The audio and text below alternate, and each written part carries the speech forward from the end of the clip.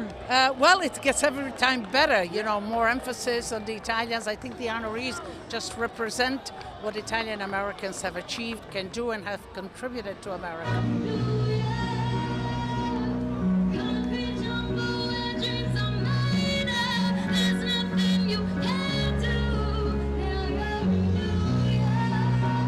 I attribute much of my success to an upbringing that was Italian American and to, you know, that hard work ethic that we all know so well and the love of family. So yes, you may feel like on Columbus Day everyone is a little more Italian, but I have to be honest, I'm Italian and very much loving it every day.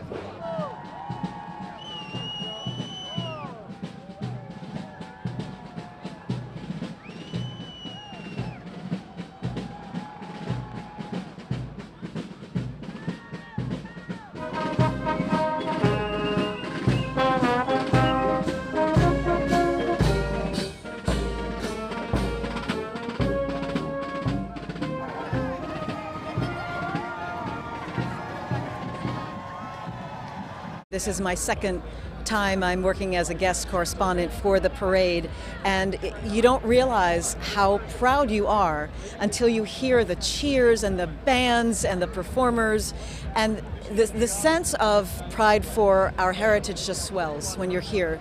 So I'm thrilled to be a part of it and to be involved with this day's 70th anniversary parade this year. It's a big one.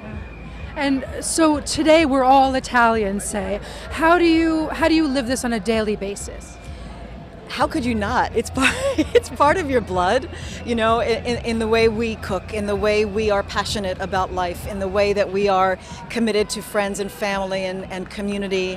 I had the honor of being able to go to Italy actually a few months ago, and I'm always astonished at how beautiful it is.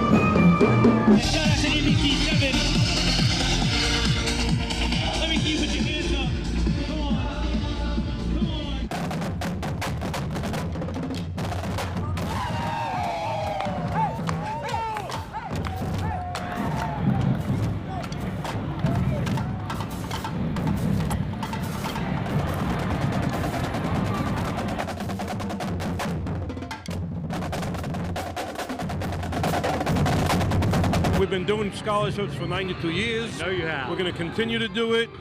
And this is a great way to celebrate our culture and heritage and bring back all the memories of our grandparents and parents from years ago. And you guys also have been instrumental in making sure there are chairs in Italian American Studies at the university We got approximately 6 going on right now.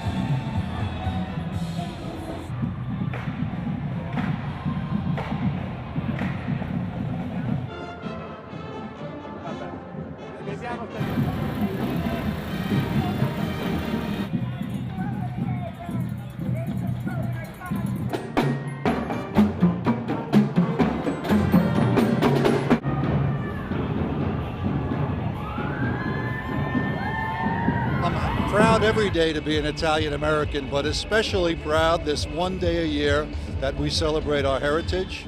And here are our fire engines, and the New York City Fire Department is proud to be a part of this parade. How do the Italian American firefighters celebrate their Italianness every day? I think like Italians all over the world, with good food and family.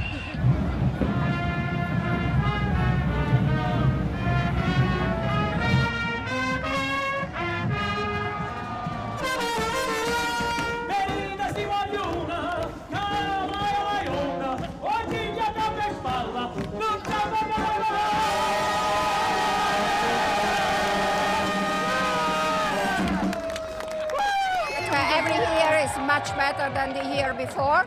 And maybe somebody can think that it's not something very modern or up to date, but I think that in this case we really have the possibility to see what the Italian can do in a big place and an important place like New York City.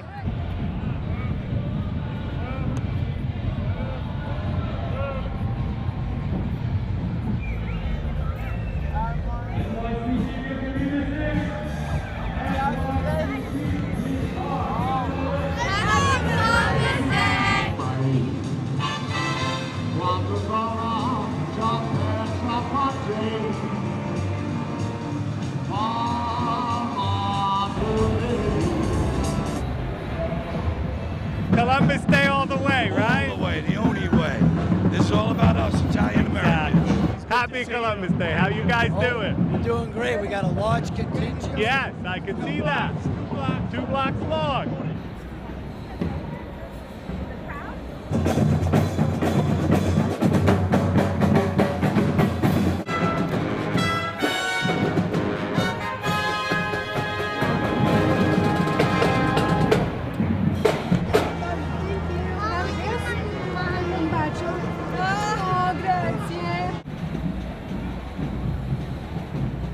From the red carpet of the 70th Annual Columbus Day Parade, I'm Lucia Grillo for Italics. Our first annual Roam Through Richmond Town. Thank you. I knew there would be some pushback about doing away with the parade, but I think we made a good case for it, and I think the proof is here today. We wanted a richer, fuller exploration and enjoyment of the Italian culture and the Italian American experience. And we meant no disrespect to the parade, but you have to be candid, and it has been stagnating for years. And if you look at the lineup of folks who are coming today, who are participating in it, you see we are going much deeper into the Italian culture and Italian American experience. This is a congressional district with the highest number of Italian Americans in anywhere in the country. One would think that not only could we put on a significant parade, but that it would be well attended. And what we were seeing was the opposite. And what really we had was an event that was almost indistinguishable from the Memorial Day Parade or the Veterans Day Parade. There was nothing uniquely Italian about it in any way, shape, or form. And so what we said is, let's do something differently. Let's take it, instead of 2 hours on a Saturday afternoon in New Dorp, let's turn this into a full day event and fully explore Italian culture in all of its complexities and Italian American heritage in all of its complexities. With the difference of opinions, of course, what we do, I believe, is engage now in a discussion that not only about Columbus, but perhaps just about Italian Americans that's been missing for a long time. Mm-hmm. Oh, no doubt. You know, Anthony, you and I have had these discussions many times. You know, my capacity as the president of the Italian American Legislators, I struggled with how do we develop programs in our educational institutions that reflect Italian American studies or encourage Italian studies, interest in Italy, interest in Italian, issues. It's very complicated. In many respects, I've said this a million times, as Italian Americans have become almost victims of their own assimilation. And so we have to try and find a way to reconnect with our history and, explore our commonalities. We want to honor our ancestors who took courageous steps, who deserve that, but we also want to capture today and what it means to be an Italian American here in Staten Island and in New York City in the year 2014 and beyond. And it's just wonderful having an ally like Diane on board. The largest community of Italians in the United States outside of Italy. It's fabulous. It is, it really is. And today is the beginning of what we believe is going to be a wonderful new tradition here on Staten Island. How can you not come and celebrate when it comes to music, style, food, in contributions to this great country? The stories that I have gathered here in Mustache Pete is Dead. Now people say Mustache Pete is dead. What does that mean? What is a Mustache Pete? Mustache Pete is not some old gangster.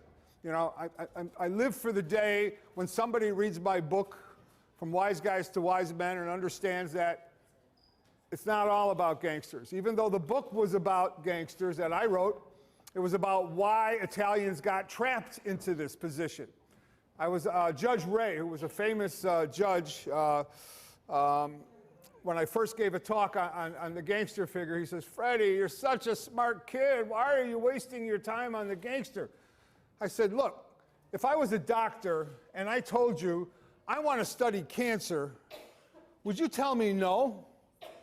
No, everybody is afraid of cancer. I said, the gangster image is the cancer of Italian-American males and Italian-American culture. Don't you think we should study it? Buonasera e benvenuti a Gracie Mansion. Questa è la casa del popolo. Questa è la vostra casa. You just heard a proud woman of African descent speak Italian with a sense of pride and ownership and connection to it that's deep and real, and that's what makes New York City wonderful. We could all understand what it is when you're blessed with the help of so many friends to achieve something, and you wish that the people who made it possible could be here. So if my grandfather Giovanni were here tonight, he would feel such pride, but he'd also know that the reason I have the honor of standing before you is because of what he did 100 years ago, literally. Coming to this country in 1905, starting, like so many of us, with very, very little, and finding his way forward. And I have to tell you, I had the honor, my grandfather lived till 93 years old, and I got to hear from him what his values were, what he believed in. He was an incredibly sophisticated man for a guy who grew up in a really small town outside of Naples. And he taught me my values. He taught me my sense of how we had to embrace and support everyone. The way he showed his love for every member of our family gave me my sense of how to live this life the right way. And it's interesting, there are a lot of stereotypes, which thank God the Italian Americans will help to address. But there's a lot of stereotypes, and one is that you can imagine a Southern Italian father he was born a long time ago, because my parents had me pretty late in life. My grandfather was born in 1884 in Sant'Agata dei Goti, a town of 5,000 people in Benevento. Comes to New York City, and his daughter, my mother Maria, happened to be academically gifted. And she got an opportunity to go to Smith College in Massachusetts. And you would imagine that an Italian-American father from a small town in southern Italy would not like the notion of his daughter going anywhere outside his view. And he didn't on one level. But there was something about him that understood the potential in my mother and wanted her to have that opportunity. So he encouraged her. He supported her. He'd go up to Massachusetts, as strange as it was to go to Amherst, Massachusetts, if you were an Italian-American. He would go there and bring her food and bring her support. And that's what made so many things possible. My grandfather didn't have a college education, but my mother got a college education, and it changed the trajectory of our family. It all began, like for so many of us, not just with the values of our parents, but with the values of our grandparents and beyond. That's what made us who we are. And so Charlene is right, this summer was extraordinary. To go to my grandfather's hometown, to go to my grandmother Anna's hometown, Grassano, Matera province. The love that people expressed was unbelievable. Part of it was their feeling for New York City, which is something we should all be proud of. New York City, all over the world, is put on a pedestal. It's a dream. It's an example to people all over the world. But part of it, a lot of the media here didn't understand. I don't blame them. It's hard to understand. But if you are in towns all over southern Italy, that people had to leave because there wasn't the opportunity they needed. They came here. They came to other parts of the world seeking opportunity. But then you're remembered. You're remembered for what you were, that those towns were the foundation. Those villages made us who we were. That when you come back to say thank you, and to show appreciation, to show a sense of really understanding where it all began. There's something powerful in that. You know, Italy's gone through some amazingly good times and some tough times too. This is a tough moment in Italy. And I think there was some appreciation of Americans who consider ourselves children and grandchildren of Italy coming back to say thank you, coming back to commend the Italian people for all they mean in the world, for all they mean to us. People appreciated that recognition and that support. And I think it's something, if I can editorialize, and I think Natalia will agree with this, I say it wherever I go, we as Italian Americans, we have to keep saying thank you to our homeland. We have to keep visiting. We have to keep buying as much vino as possible. We have to keep investing. We have to do a lot because that place gave so much to us. And we have to keep the culture alive here. I've known a lot of people, some in this room, who said to me we have to preserve the language. Well, first of all, I want to thank the First Lady for preserving the Italian language this evening.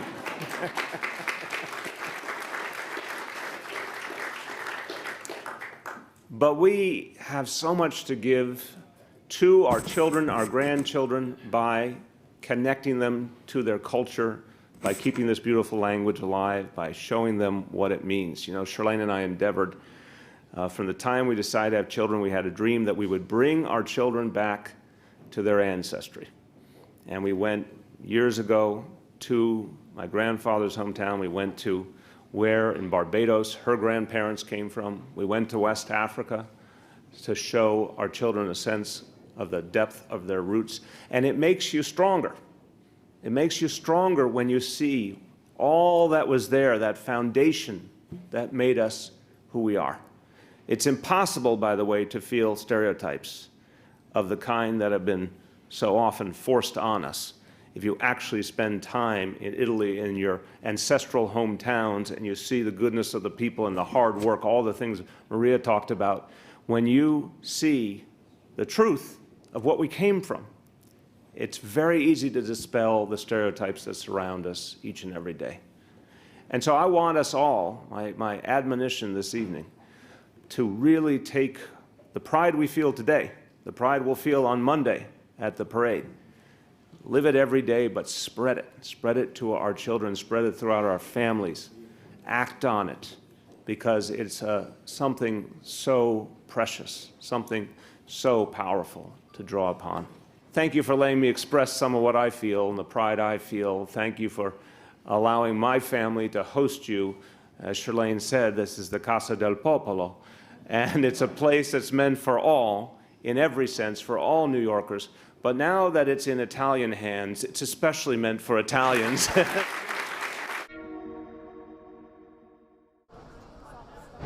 We're here today, first of all, because it's the start of Columbus Day weekend. And we want to show the joy in our hearts for what we can celebrate here in New York. The most important part of the Italian Heritage and Culture Month is to celebrate, to recognize wonderful people, wonderful Italian and Italian American who did something to promote our country, our culture.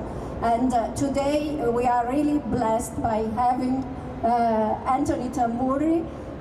He deserves this recognition, and because it's a wonderful person, is a great dean of the Calandra Institute, with whom we collaborate in every possible way, and is much more than that. He is a friend. He's a friend, my personal friend. Is a friend for the Consulate General of Italy and all the Italian institutions in New York. Is a friend for especially the entire Italian-American community of New York. Dr. Tamburi is a true professional.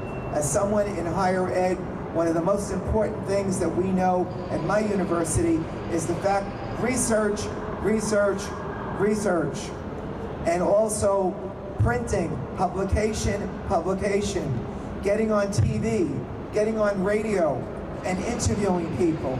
All of this Dr. Tamburi has done for us.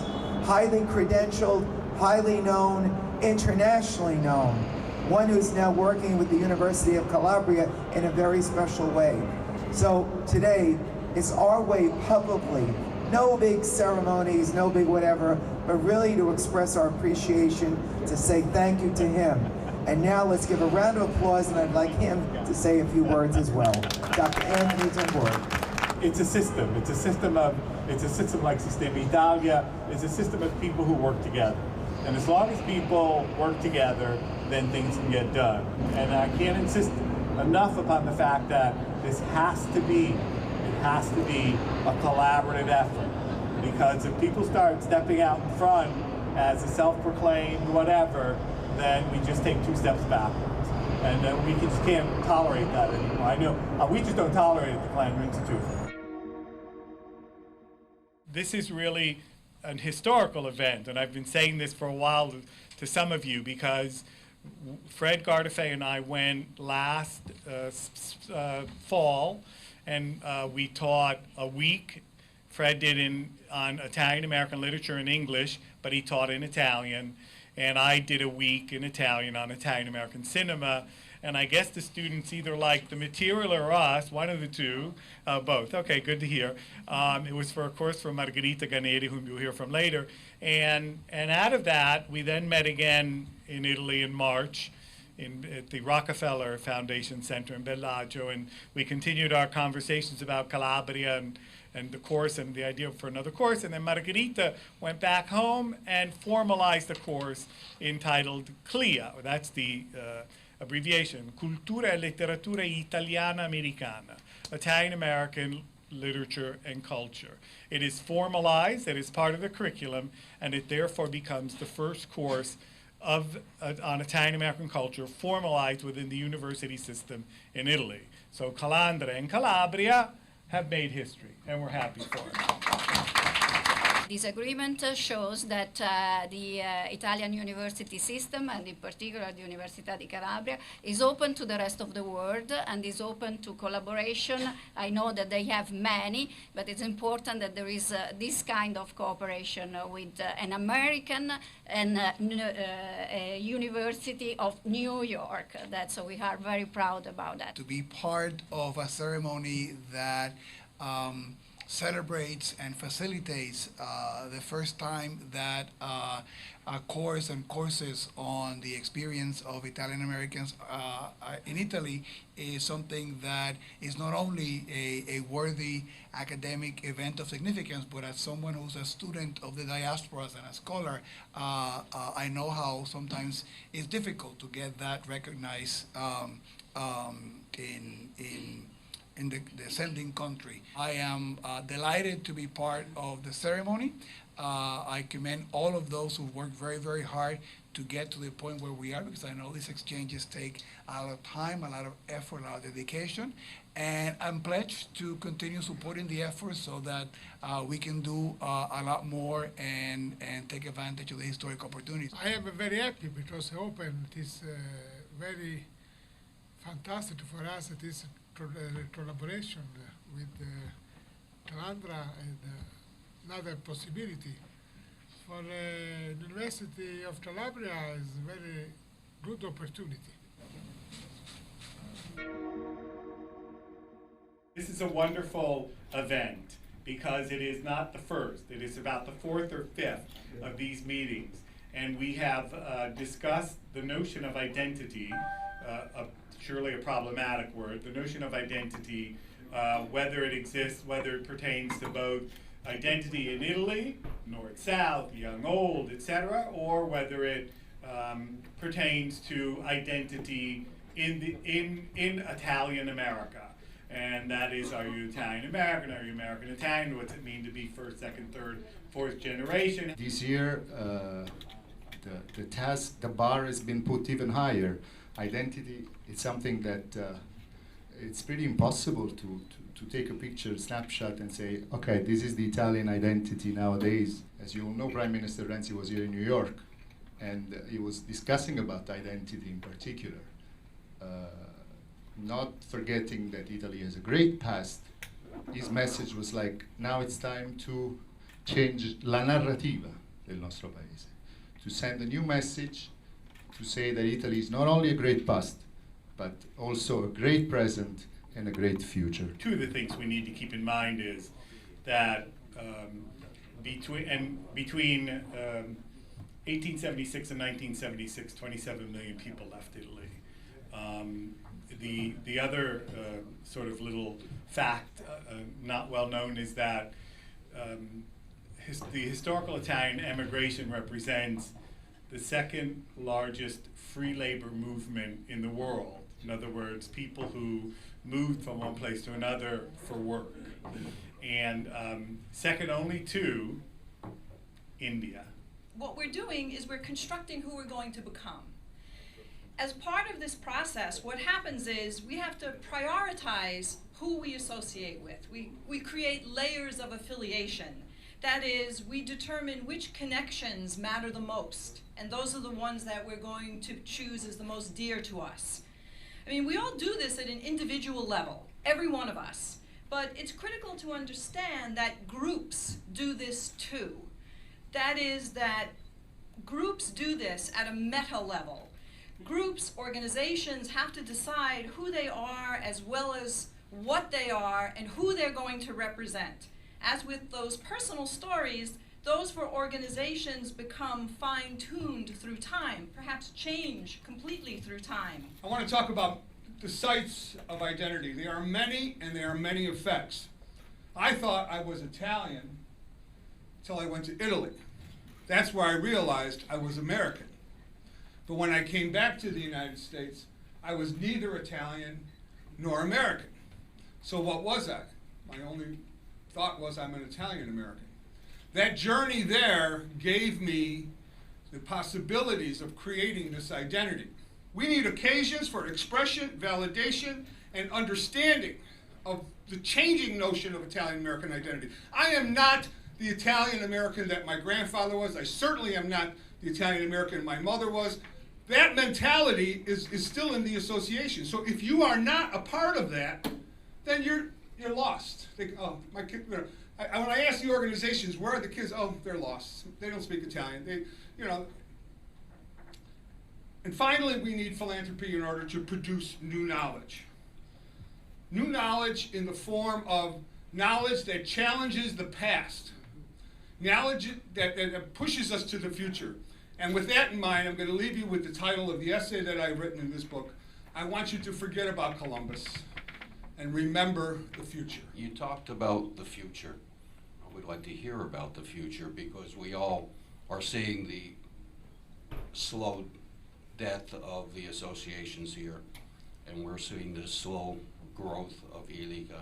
And I'd like to know what you're thinking about down the road. I belong to all the associations. It's an occupational hazard that I have encountered in my life. And I think that the associations mean well, but they have not understood where they're at. They don't understand the present. They don't, can you hear me? Yeah, no, I say they don't listen. They don't listen because they have their own sense, and their sense of being Italian is tucked away in a church where you can't say anything bad. You can't criticize. There was a young Italian-American group, a Sons of Italy group, made up of actors, musicians, fantastic. In fact, a woman by the name of Stephanie Germano was there, Lady Gaga. She was in this group. They thought they were too wild, too different. They got rid of them. And to me, that was they don't understand. And their idea of an association is an extended family. And you don't need, if the family is viable and strong, why do we have associations? Because they have to do things that the family doesn't do. And they don't understand it. So these associations continue to move. There are associations, for example, that would not allow women in. Just like that golf club in Scotland finally allowed women. Oh, big deal now, 100 years later. But they're, so they are, we would say pensantique, it was, they're thinking in such old ways that when I go to some of these meetings, I wish the organizations would go away. I say there are two modes of cultural philanthropy. There, of course, is the philanthropy that is financial, and I'll get back to that. There's also the philanthropy that is behavioral. And what do I mean by that? I mean that when there are events going on, you go to those events. So that is just about as important as sticking your hand in your pocket and contributing. When you go to an event, what you do is you engage in conversation. And engaging in conversation is the first step. Once that conversation develops, then that conversation needs to be rendered more public in a greater sense. And that comes by way of publication. Whatever you may think, the important thing is when someone goes to the library or when someone goes to the internet now and goes to WorldCat on the internet and throws in keyword Italian identity, 4 more books will come up. That's what's important about it. Or someone throws into the word Italy, Southern question, 4 more books come up. During 2012 and 2013, I conducted research that explored ethnic identity and formation among different generations of Italian American living in the greater New York City area. The rationale of studying Italian American youth lies in the need to imagine the future of the Italian American culture, and the future of the Italian American community very much depends upon the Italian American community itself and its ability to understand how young Italian Americans see themselves in terms of their heritage and background. When you ask someone else here that have no special instrument, they have not that deep education, when you ask who they are, they say sometimes, I'm Italian. And this is for me very surprising. As Professor Gardafe said before, when is the key moment when you realize that you are not just Italian? The moment that when you go back to Italy. Some of them, they did. Others, they don't. So the thing is, some of them, they don't have this moment in which they related who they are with their Italy, with the country. So I think that the experience of the journey is very important, because also in your case, you said, when I went there, I felt to be American. When I am here, I don't know who I am, if I am Italian or American. So the experience of seeing the real Italy of today is a key word. Or there are, as we know, we are in a globalized society, and we are also from the research come out that they have different way to relate it to Italy. There are social media, there is many ways to relate it with Italy. But I believe that the experience of journey, going back to the country of origins, is important for them. In my case, when I came back here, I realized I was Italian. Yeah. I really did, especially with the language.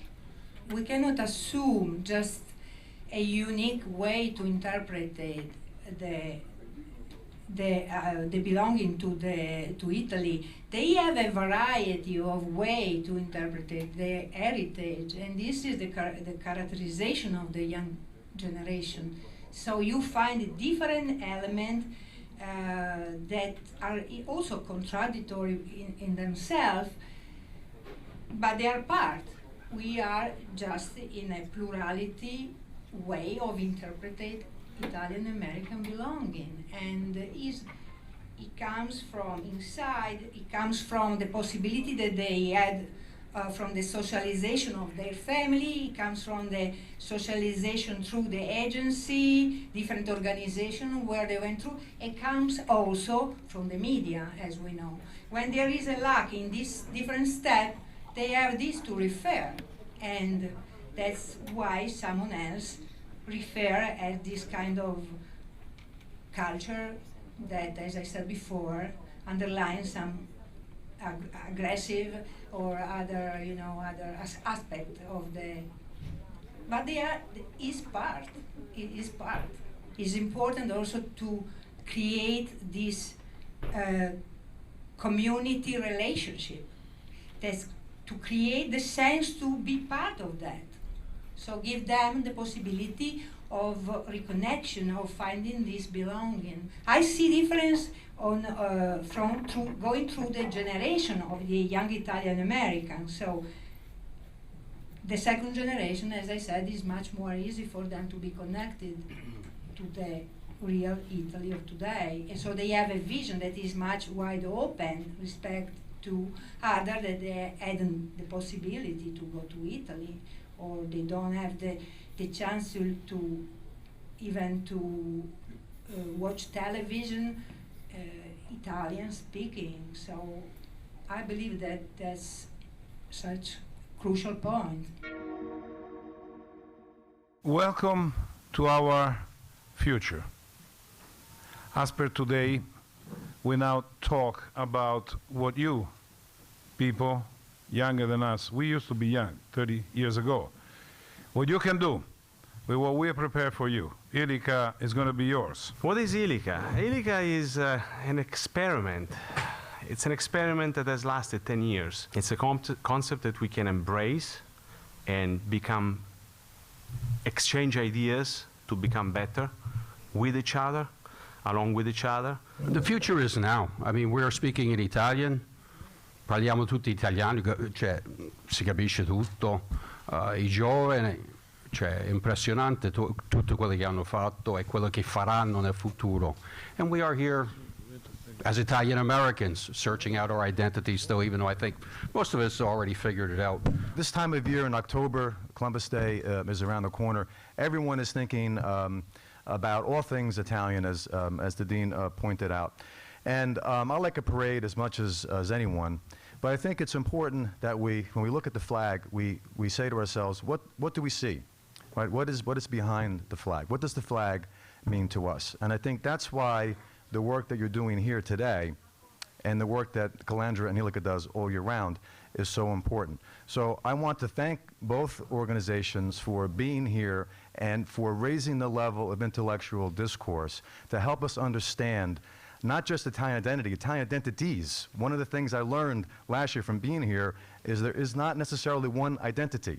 There are multiple identities, and we need to understand all of them, and they're defined by our experiences. You should build a net between reliable people, and in this case, ILICA was so important for me. When I realized that I was having trouble with the language, meaning that I was making mistake with my Italian and the English was not perfect, I realized that I was in the middle of two cultures.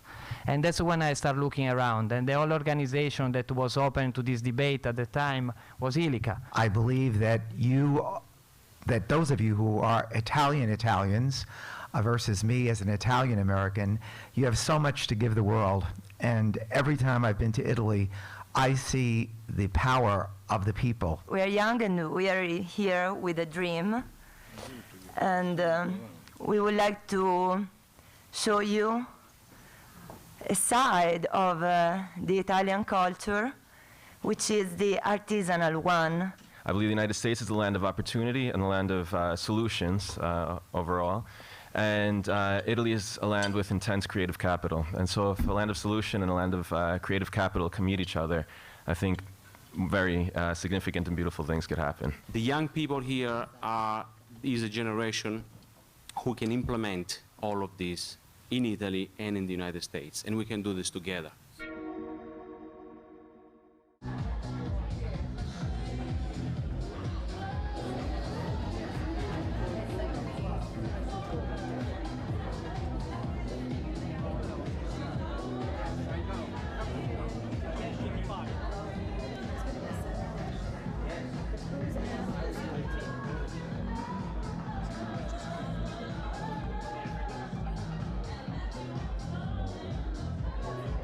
Ten years ago, we were like the lobbies in a lobby in Washington, the four of us. And I thought to my partners, we are going to create a new foundation, which is not a foundation, will be a concept. The concept of bringing here in America to our communities, Italy today. We have to build something new, something to let people know that Italy is an evolution, that Italy is alive. It's not a history. Finally, people are learning what it means to bring a new Italy. Tonight, the percentage of people below 40 over here is over 50%. So you don't see this in any other foundation. Why? They've been alienated by rhetoric, by long speeches, by things that are not of interest to our young people. Italy is not what you read today. Italy is not the way it's represented today. There's so much strength, so much fire under the ashes that the moment it's going to explode, it's going to be like a volcano. Trust me. The organization has grown tremendously. The quality of the people attending our events, the quality of the issues treated, the developments within the organization of the issues treated is just amazing. So I'm very proud of what has been accomplished in the past 10 years. But ILICA is the foundation for the future. We look at the past simply to gain some knowledge, but we look at the future. The flight to the future is our motto. The wisdom that the older generation brings, the experience, I think is evident and is necessary. The guidance for the young generation is going to be absolutely necessary. The young generation, however, needs to get involved. They need to take the reins of the organization to bring it to the next step, to where the older generation left it. 10 years ago, it was new ideas to start this ILICA for the Italian culture, to make sure that the new generations, that will remember the traditions of the Italians. We are trying to attract not just Italian, but also from outside the culture too, to make sure they understand the Italian culture. ILICA was a dream of great people, founder, were and are great people. Nowadays, ILICA is a reality, something established, connecting, linking many people trying to promote the Italian language in the world, above all in the United States. So do you see more people in the world speaking Italian in 10 years? Let's say that more people are realizing that Italians are something different from just, pizza, mandolino, and something else. By ILICA, the good Italians are around the world and linked together.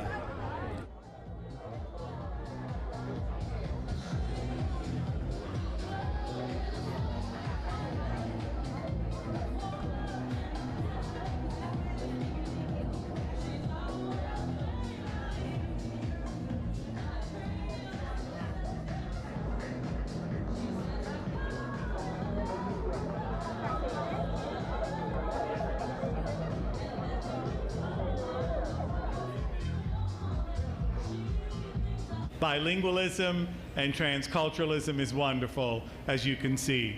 This is what ILICA is about. This is 10 years of ILICA. This is 10 years of growth, of development, and now we have another 10 to 20 years of further growth and further development that has to go into the hands of the younger people, because those of us who are behind this podium, except for Lionel, are of a certain age, as we say in Italian, di una certa età. And therefore, we'll be happy to sit behind and offer wisdom, but it's up to the younger people, those sotto una certa età, to do the work. 10 years ago, I had a dream, and now my company is one of the most important companies in the region. So guys, believe in yourself and be surrounded by good people. The world will be ahead only with good and reliable people. So guys, now it's your turn. Good luck. Sal Cassano is a son of an immigrant from Ischia, Italy, and was born and raised in Brooklyn. Sal is not only a leader in the fire service, where he held every rank within the New York City Fire Department, and then was appointed by the Mayor of New York to become the 32nd Fire Commissioner. He was the first person in history to hold every uniform rank, including the rank and title of Fire Commissioner. When my dad came over from Italy in 1909 as a 2-year-old from Ischia, and my mother's family came over in the late 1890s, they never dreamed, I don't really think they dreamed that their son, because neither one of them went to high school, could become the Fire Commissioner of New York City. The family values that are part of the Italian heritage: work hard, have integrity, be honest, treat people the way you want to be treated, the way you lead your life will come back and reward you. And that's what they taught me. And when on September 11th, the city was attacked, and the fire department lost 343 of our members. Make no mistake about it, Italy was one of the biggest supporters. When I met Vincenzo, what can we do for the New York City Fire Department to help you heal? How can we make you whole? What can we do to make you rebuild?